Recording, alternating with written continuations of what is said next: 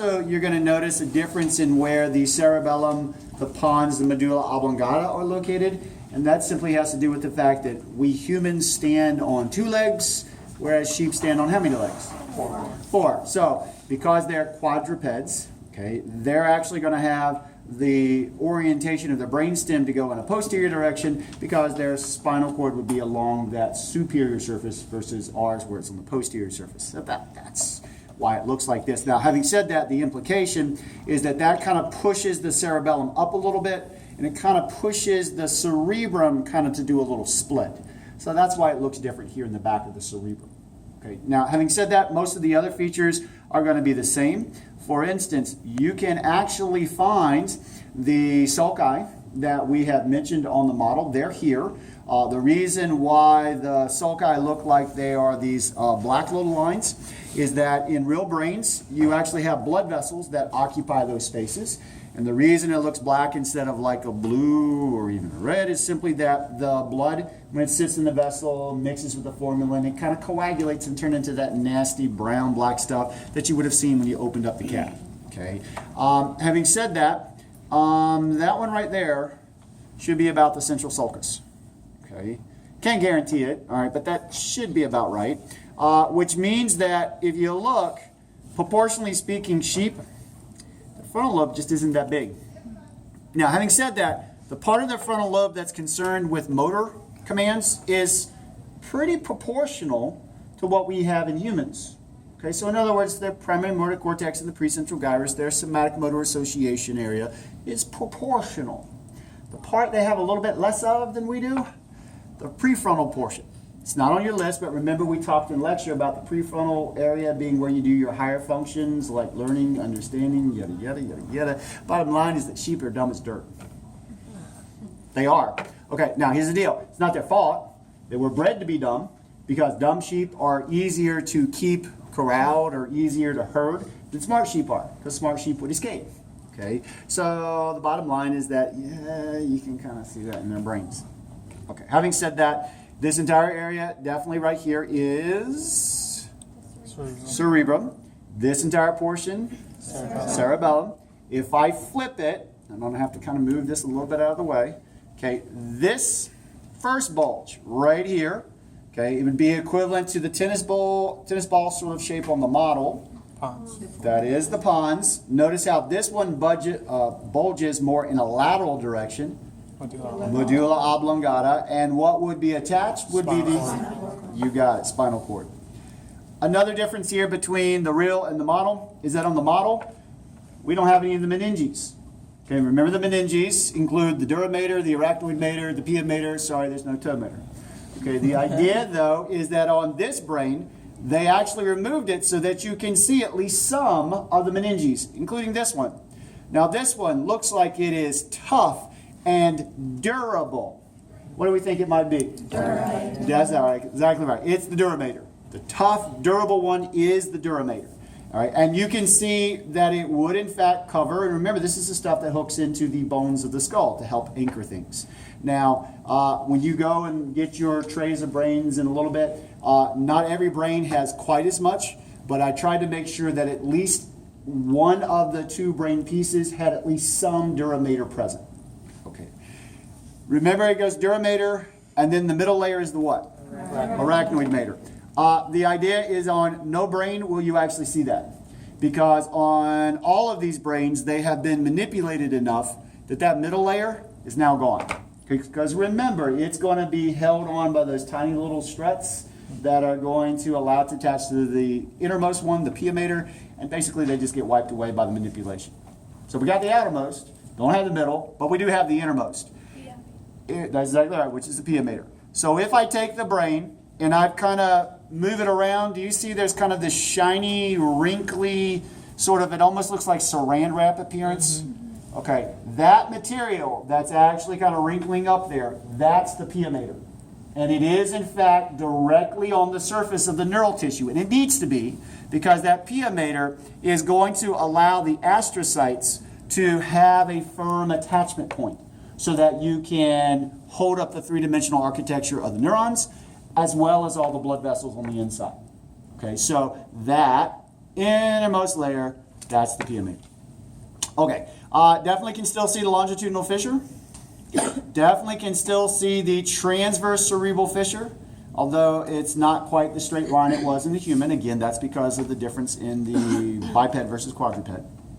If I now take this and push or pull the cerebellum downwards, what I'm going to see is the back portion of the mesencephalon.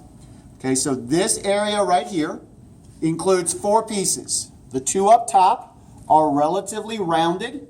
The 2 on bottom are relatively elongated.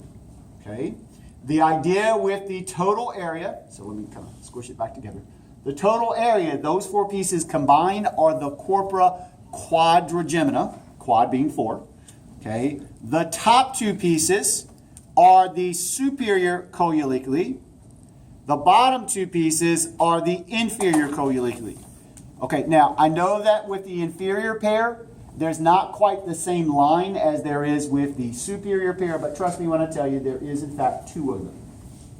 Okay, now when it comes to this area, I'll be honest, given the names, it's very easy to kind of forget what these guys are called or where it's located and stuff. And so the way that I personally remember this, and you guys can take it or leave it if it doesn't work for you, corpora quadrigemina is plumber's crack. The superior columella is the stuff that I really don't need to be seeing, but it's showing me anyway. And that inferior columella that's kind of that elongated, that's the belt. That's a little too low. Okay, so the inferior columella is the belt. Superior columella, yeah, I don't need to see it. All right. Corpora quadrigemina. If I now pull the cerebral hemispheres apart by elongating that longitudinal fissure, here it is, and I look just anterior to the corpora quadrigemina, nope, actually that's gone. I should see a little bean-like shape. Here's half of it. That little bean-like shape that you see right there, okay, that's actually going to be what's known as the pineal gland. Okay, so it sits at the bottom of that longitudinal fissure just in front of the corpora quadrigemina. So again, the name is pineal gland. The idea with the pineal gland is that you will often find it associated with a dark blood vessel. Okay, that's because, remember, the pineal gland represents one of the breaks in the blood-brain barrier, and it needs to be close to those that blood supply so that its hormone, remember it's melatonin, can have a way to get into the blood.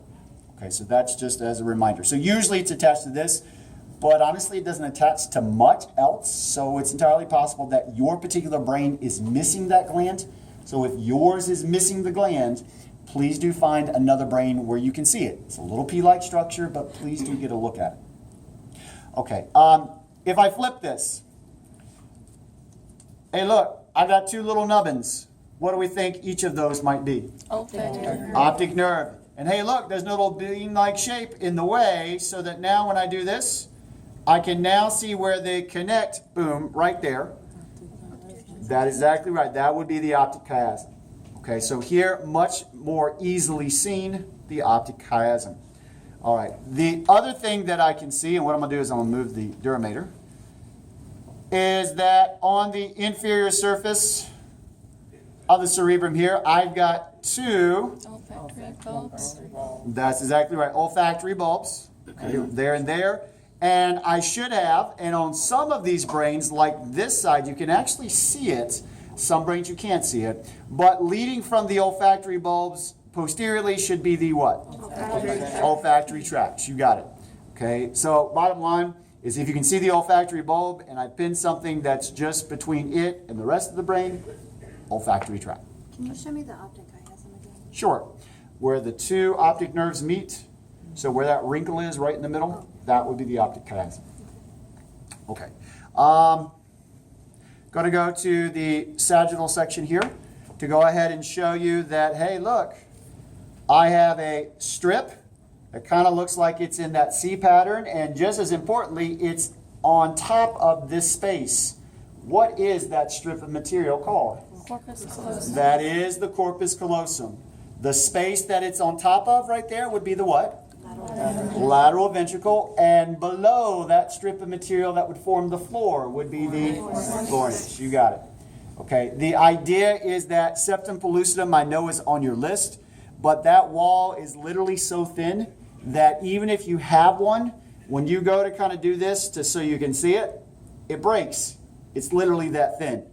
Which means that if you just do this and it breaks, what do you think would happen if I tried to pin it?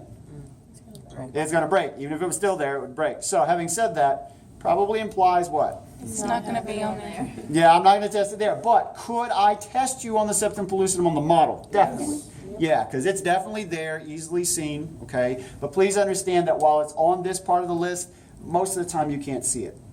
But if you could, and I have seen in the last class there was at least one brain that had it, it should be stretching between this corpus callosum and this, the fornix. Okay. Now, I don't believe it's on your list for the sheep brain, but hey, look, below the fornix, there's a little groove, right? What would that little groove be? Third ventricle. Okay. And hey, look, there's a little round area that might be kind of like the face of the seahorse. That would be the thalamus. So that means this area that would be below over here should be hypothalamus. Okay, if I'm going this way, again, this bulge kind of coming, that should be the pons, I should say. And below that should be the medulla oblongata. If I look, this entire region should be the cerebellum. And you'll notice that if I spread this a little bit, hey, there's my triangular area, fourth ventricle. Okay, now one of the things that is unique about the interior of the cerebellum is you'll notice the pattern of white and gray matter. The white matter on the inside, the gray matter on the outside, and you'll notice that it ends up being this very branched pattern. Okay, remember that's why this is called the arbor vitae, tree of life. So if you ain't got it, you ain't got much of a life. But honestly, I think it should be like a bush of life, because look at it. Does that look like a tree to you guys? Looks more like a bush. Anyway, it's arbor vitae, the tree of life. Okay, so question is, if I pin this, what are you asking for? Okay, region would be cerebellum. Structure would be arbor vitae. If you don't want to ask me, because by all means, you're more than welcome to ask me, and I can say just this structure versus it's the whole thing. Okay, if you don't want to ask me, you can just be super safe and say, hey, it's the arbor vitae of the cerebellum. Covers all the bases, right? Okay, and as long as it's accurate, sure, there you go. All right, is there anything I left out? I don't think so. But just to make sure. Anything I left out? No. Nope, okay.